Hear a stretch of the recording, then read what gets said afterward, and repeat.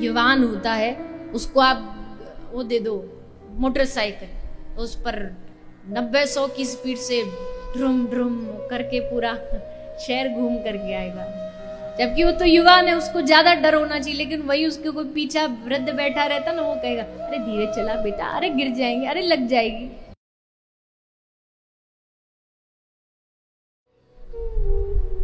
किसी ने पूछा कि हम मृत्यु से डरते क्यों हैं? वृद्धावस्था आ गई फिर भी मृत्यु से डर क्यों लगता है?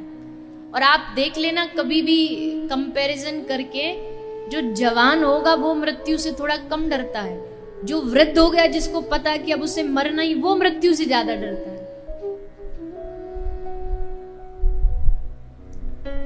एक जो युवान होता है उसको आप वो दे दो मोटरसाइकिल, उस पर 90-100 की स्पीड से ड्रुम ड्रुम करके पूरा शहर घूम करके आएगा। जबकि वो तो युवान है, उसको ज्यादा डर होना चाहिए, लेकिन वही उसके कोई पीछा वृद्ध बैठा रहता ना, वो कहेगा अरे धीरे चला बेटा, अरे गिर जाएंगे, अरे लग जाएगी।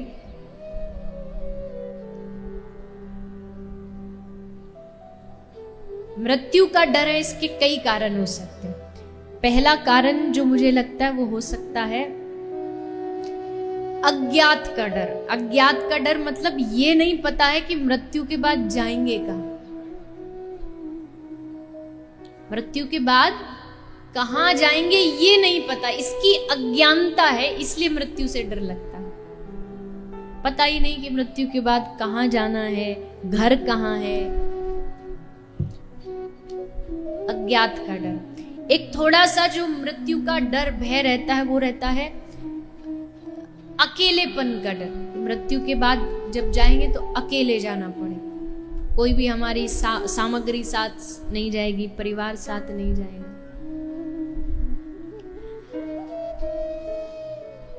देखो दोनों ही चीज है। एक तो जब कोई अपना जाता है तो बिछुड़ने का दुख तो रहता ही है कि जी हमारा अपना है चला गया, एक तो बिछुड़ने का दुख है, लेकिन गया जाकर के भगवान से, प्रियतम से मिलेगा, ये उसका सुख होता है। इसलिए कभी भी जो महापुरुष होते हैं ना, उनकी मृत्यु में हमेशा उत्सव मनाया जाता है। कभी भी देख लीजिएगा महापुरुषों की मृत्यु में उत्सव होता है। जब हमारे जो गौड़िया परंपरा के जितने भी गोस्वामी है, उनका जन्म कभी उत्सव नहीं मनता, उनका तिरोभाव उत्सव होता है जब वो जाते हैं इस धरती को विदा कर, कि अब माया जंग जंजाल से छूट के ठाकुर जी के चरणों में लीन हो गए। तो छोड़ के जाने का ये सुख है कि परमात्मा से, प्रियतम से जाकर के मिल गया। देखो प्रियतम से मिलने का सुख किस कन्या को होगा? थोड़ा एक संसारिक उदाहरण से सोचिए।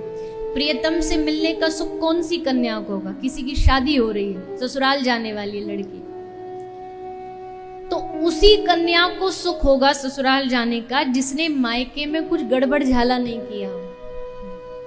गड़बड़ झाला मतलब जिसका चरित्र एकदम साफ हो, किसी प्रकार का दाग ना हो, तो उसको ससुराल में जाने का, प्रियतम के पास जाने का सुख होता है। लेकिन जिसको पता है कि उसने यहाँ बड़ा सब उल्टा सीधा काम किया, तो उसे हमेशा डर रहेगा कि कहीं ससुराल में जाकर के हमारा कोई पर्चा ना खोल दे, ऐसा ना हो जाए कि ससुराल में सब कोई जाके पहुंच जाए कि अजी तुम तो वो हो। जो पवित्रता से जिसने कन्या ने अपना जीवन जिया है ना, वो बिल्कुल नहीं डरेगी, एकदम निडर रहेगी। मुझे पता है मेरा कोई ऐसा कर्म, कोई ऐसा चरित्र ही नहीं है। संसार में रह करके जिसने गलत काम किया हो ना, वही मृत्यु से डरता है। पता चले भगवान के पास जाएं तो सारा हमारा चिट्ठा ना खुल जाए। लेकिन जिसने कुछ गलत गड़बड़ किया ही नहीं, तो उसको पता है कि हमारे श्री आत्मा जो है अब अपने ठाकुर जी से मिलने को तैयार है। मुझे पता है ये जो बात कह रही हूं ना मैं, कहने में बड़ी आसान लगती है। जब खुद के सामने मृत्यु आती है, मृत्यु छोड़ो, जरा सा कोई एक गाड़ी में जोर से ब्रेक भी लग जाए ना, तो एकदम कांप जाते कि अब गए। अब तब ये सब प्रवचन याद आता है कि मृत्यु से, और कोशिश तो कर सकते हैं ना, बार बार इन चीजों को श्रवण करेंगे तो क्या पता एक दिन बैठ भी जाए मन में। आत्मा, हम देखते हैं कि कोई जा रहा था अच्छा भला, घर से निकला, एक्सीडेंट हो गया, चला गया, अरे कोई विचार ही नहीं था, मरेगा, मर गया।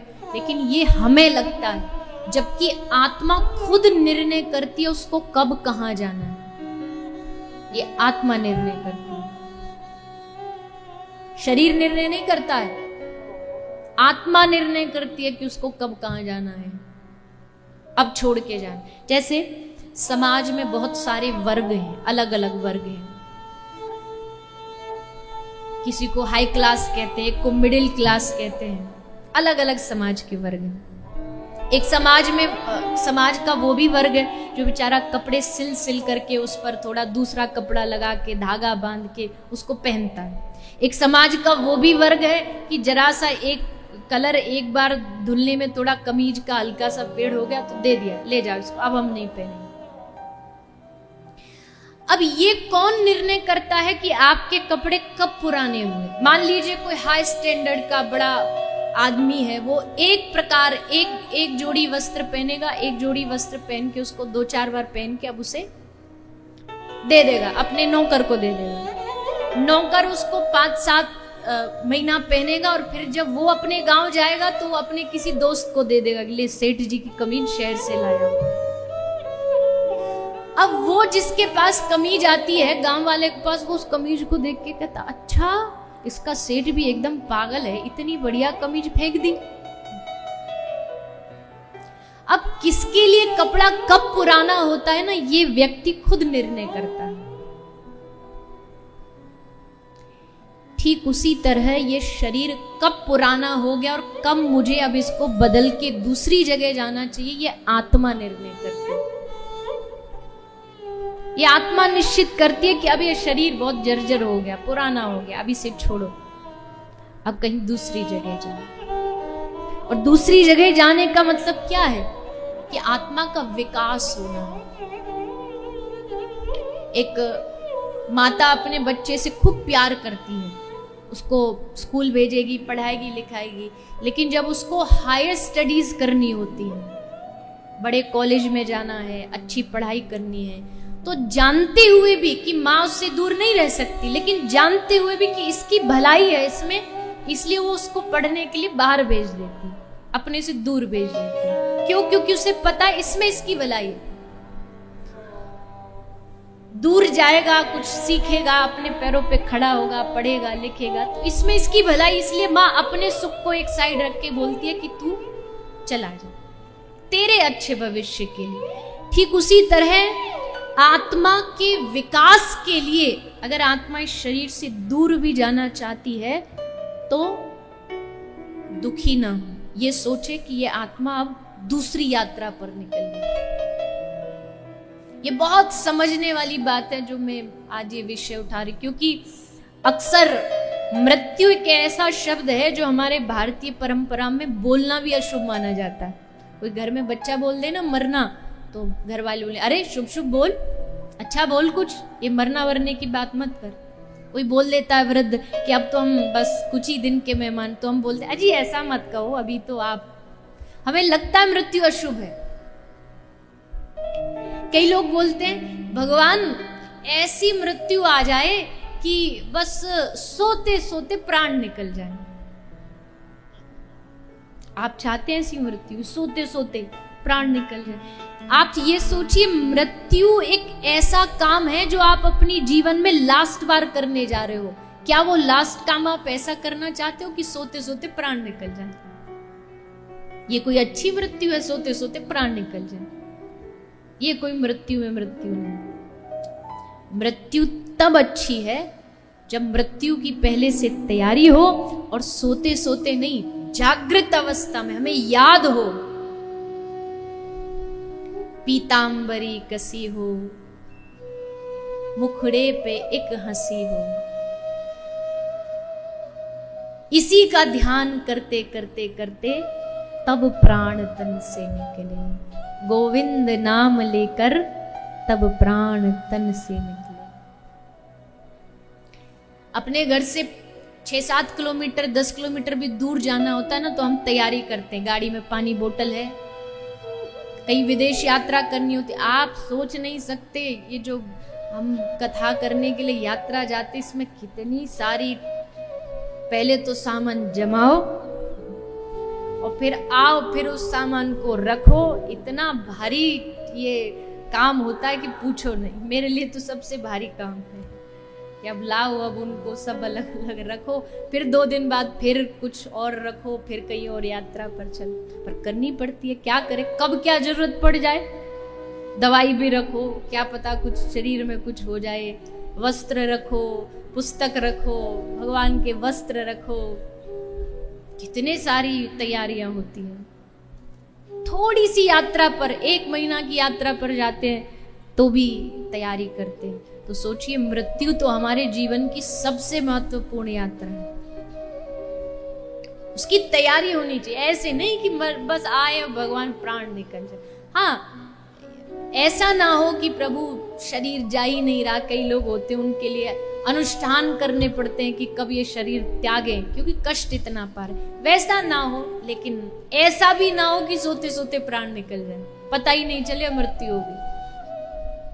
पूरी जागृति में प्राण जाएं, आपकी याद करते करते प्राण जाएं, वृंदावन की धरती पर प्राण जाएं, यमुना का जल मुख में हो, तुलसी पत्र मुख में हो, और तब पूरी तैयारी के साथ हमारे प्राण जाएं। हाँ, ये हमारे हाथ में नहीं है, पर इसकी प्रोसेस जो है वो हमारे हाथ में है। श्री नारद जी ने कहा भगवान से कि प्रभु एक बात बताओ, कहते हैं कि मृत्यु के समय भगवान को याद करना चाहिए। एक भक्त पूरे जीवन भर आपका भजन करे, लेकिन अंत समय में किसी कारण कफवात पित्तादि दोषेन अगर वो आपको याद न कर पाया तो जीवन भर उसने भक्ति की है, लेकिन अंत में अगर उसका शरीर काम नहीं दे रहा, कंठ काम नहीं दे रहा, मन वृत्ति काम नहीं दे रही, तब अगर वो आपको याद नहीं कर पाया तो भगवान ने नारद जी से कहा कि अगर वो मुझे याद नहीं कर पाया उस समय, तो मैं उसको याद करूंगा। ये मेरी प्रतिज्ञा है, मेरा वादा, पर शर्त है कि सारे जीवन भर उसने मुझे याद किया हो। अगर उसने मुझे जीवन भर याद किया हो तो मृत्यु के समय ना भी निकला तो मैं उसे याद करूंगा, मैं उसके पास जाऊंगा। उदाहरण है पितामह भीष्म। भीष्म ने कहा कि मृत्यु में आप सम्मुख खड़े हो, तो देखो बाणों की सैया पर थे दादा भीष्म, वो नहीं जा सकते थे, तो श्री ठाकुर जी चल के आए दर्शन देने।